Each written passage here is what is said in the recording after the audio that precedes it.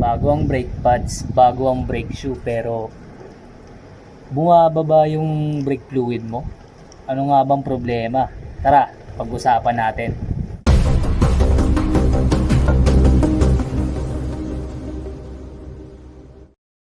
Dalawa lang ang pwedeng maging possible cause niyan. Una, may tagas yung preno mo. Pangalawa naman is merong internal leaking na nangyayari sa hydraulic line mo. Paano nga ba chicken na? Una, tingnan mo lang mabuti yung caliper mo. Tapos sa likod naman kung naka brake drum ka, i-check mo lang yung likod ng brake drum nun. May kita mo na yun kung meron tumutulo. Lalo na pag excessive na yung nangyari. Tapos sa pangalawa naman, ang kailangan mo lang tingnan dyan yung master cylinder. Ngayon, paano pag walang leak yung master cylinder natin? Ang possible na nangyari dyan, yung fluid ng master cylinder na tumatagas, pumupunta sa loob ng hydrovac. Ngayon, yun yung pinaka-worst na scenario kapag nangyari yun. Pero usually nangyayari yun sa mga old cars. Sa chinek up ko, ang problema lang wheel cylinder, kasi nung inangat ko yung sasakyan, nakita ko na agad sa likod may tagas na kagad, kaya madali lang natin ma-check yan. Ngayon ituturo ko naman sa inyo kung paano yung pagpapalit ng cap kit ng wheel cylinder. Tara, samahan nyo ako. 2 bolt na 10mm tsaka tube nut lang yung tatanggalin nyo dyan. Siyempre, di mawawala yung mga tools natin dyan. Ito yung mga yon: fluid extractor, 8mm at 10mm na brake wrench, flaring nut wrench, flexible hose clamp, at panikwat, di kaya flat screw. Meron din tayong pangsalin ng brake fluid para iwas kalat. Bago ka magsimula, i-clamp mo muna yung flexible hose. Tumutulo na nga eh. Sa pagtatanggal naman ng wheel cylinder, mas maganda kung uunahin ninyo yung main line. Kasi minsan mas matigas yan kaysa dun sa 2 tornilyo ng wheel cylinder.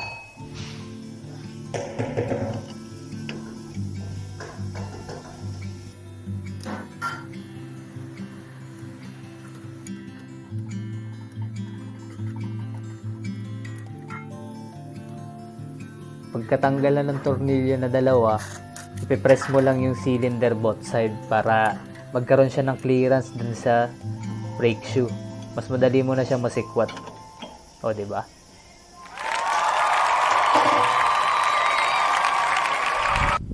Kailangan lang natin linisin natin yung labas tsaka yung loob para matanggal yung brake dust.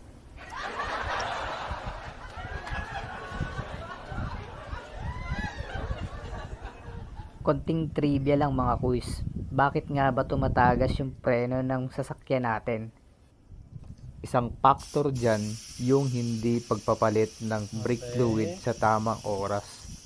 Ang brake fluid may expiration din yan.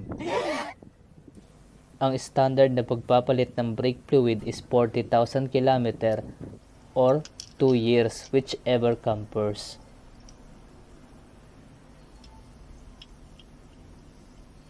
Okay na yun.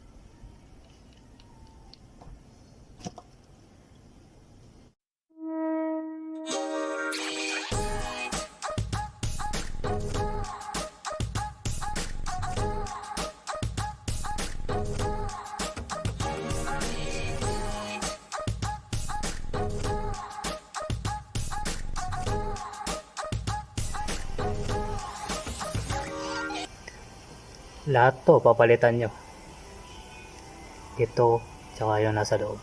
Ito yung medyo mahirap kapag wala kang tools o di mo alam yung pagkakabit.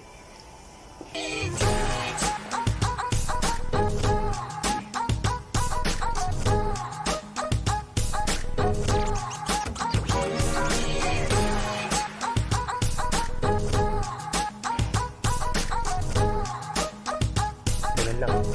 Kaya angat nyo lang paulit.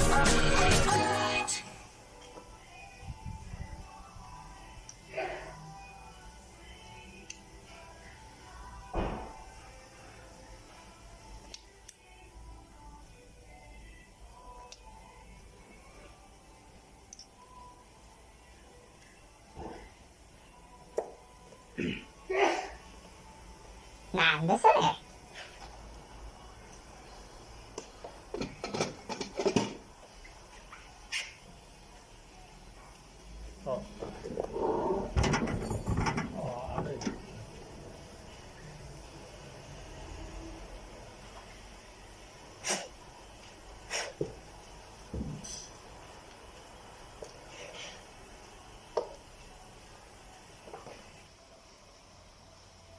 Ang wheel cylinder, palagi nakaganito yung goma niya. Pag ganyan. Ayan. Ngayon, papasok natin siya.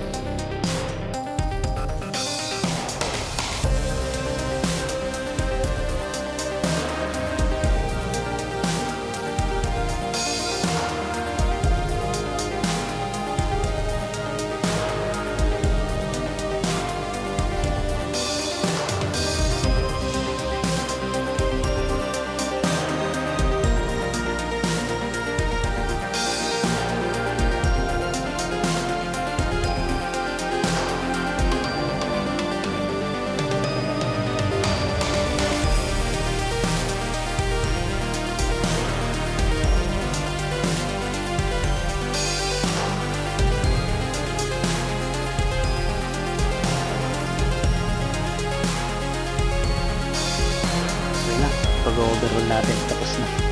Ngayon, mag-install na naman tayo.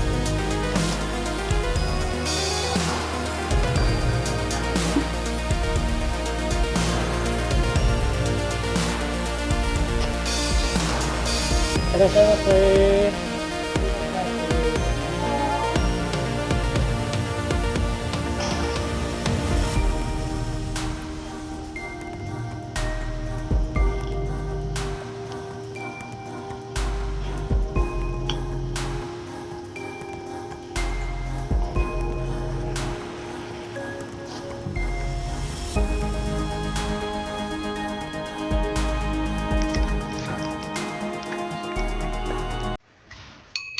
So ayan, ipitan nyo lang ng konti yung tornilyo ng wheel cylinder para if ever na hindi maipasok yung hydraulic line, at least magagalaw naman ninyo ng konti.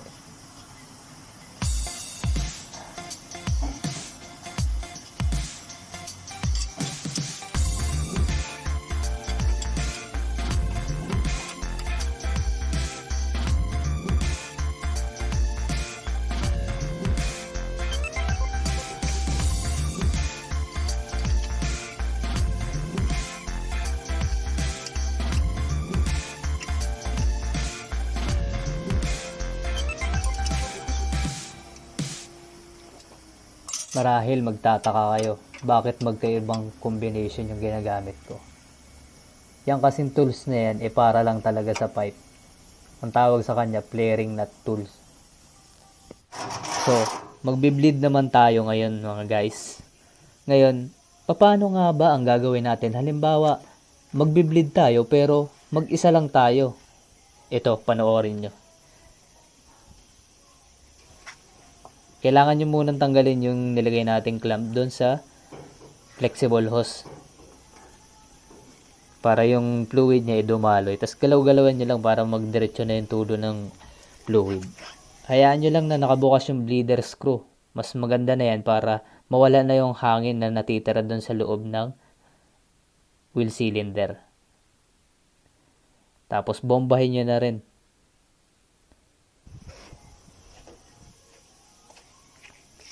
Then sara muna ulit natin para yung hangin na natira doon sa brake line is matrap. Ngayon kapag na-compress na yung hangin, ibig sabihin iisang na lang yung dadaanan niya. Doon na lang sa bubuksan mo. Ngayon, diyan na papasok yung totoong pagbibleed. Ang pagbibleed kasi, ang ginagawa natin diyan, bobombahin natin yung preno. At the same time, yung hangin, naiipon lang siya sa isang lugar. Tapos pagkabukas nyo ulit niyan, bombahin nyo lang siya. Para mawala ulit yung hangin na natitira doon sa loob ng hydraulic line. Ngayon, uulit-ulitin nyo lang to. Kapag yung bleeder screw nakitaan nyo ng hangin na may lumalabas, ibig sabihin, kahit matigas pa yung pedal, ibig sabihin may hangin pa rin yung loob. Kaya, mas maganda i-monitor din ninyo yung bleeder screw kung may lumalabas pang hangin. Usually, 3 to 4 times na pag-uulit ng process is nagiging okay na agad yung brake line natin. Tumitigas na agad siya. Ngayon, kung sa palagay ninyo is okay na yung brake line mo, wala nang hangin, apakan mo lang siya ng matagal. Ngayon, kapag yung pedal is hindi na siya lumubog, matik na yun, okay na yun.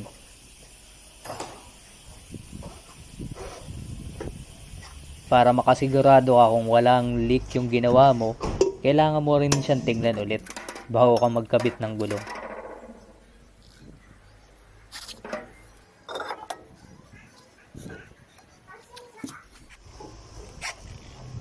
Huwag nyo rin kalimutan na buhusan ng tubig yung mga part na natamaan ng brake fluid. Isa rin kasi yan sa pwedeng maging cause ng pagkakalawang, yung brake fluid. Napakatapang yan. Kahit nga pintura, bawal na bawal malagyan ng brake fluid kasi matik, mag-iiba yung kulay. Maliban na lang siguro kung yung pintura ng sasakyan mo is ansal. Yan talaga yung tataya ako ng malaki. Kahit buhusan mo ng brake fluid yan, hindi magbabago yung kulay.